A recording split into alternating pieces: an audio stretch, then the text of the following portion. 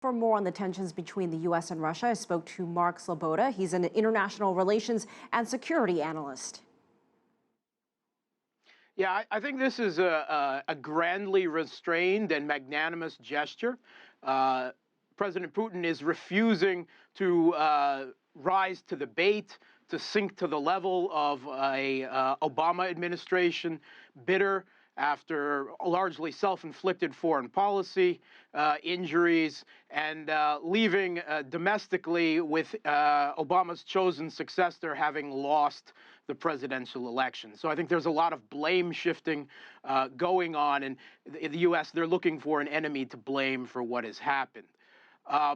Putin understands that. He understands that the sanctions, this political furor in the United States, is largely not directed at him or at Russia, but at the incoming President-elect Trump administration.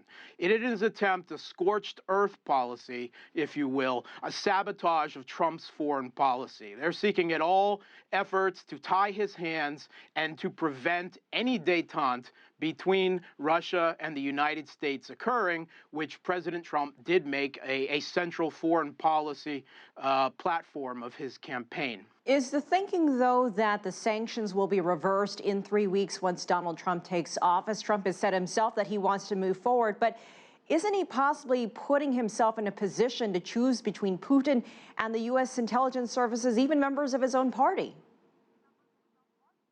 Yeah, this is, no matter what, Trump would have to make that decision. He has already indicated that he doesn't have a lot of trust in his own intelligence services, particularly the Central Intelligence Agency, which pretty much openly sided with Hillary Clinton during the campaign and made several attempts to discredit him as not being worthy of receiving intelligence and so on. So there was a lot of partisan battles inside U.S. intelligence agencies taking sides in the campaign. Sometimes the FBI was portrayed as coming down on Trump's side. But I think that this actually makes some space for Trump. Trump doesn't have to respond. The sanctions don't actually have to be revoked. These sanctions don't affect Russia economically. They affect a few GRU military agents. They remove some diplomats from the country. This doesn't do anything. These sanctions have become a U.S. policy way of expressing outrage at having their will defied, doing something, but actually doing nothing.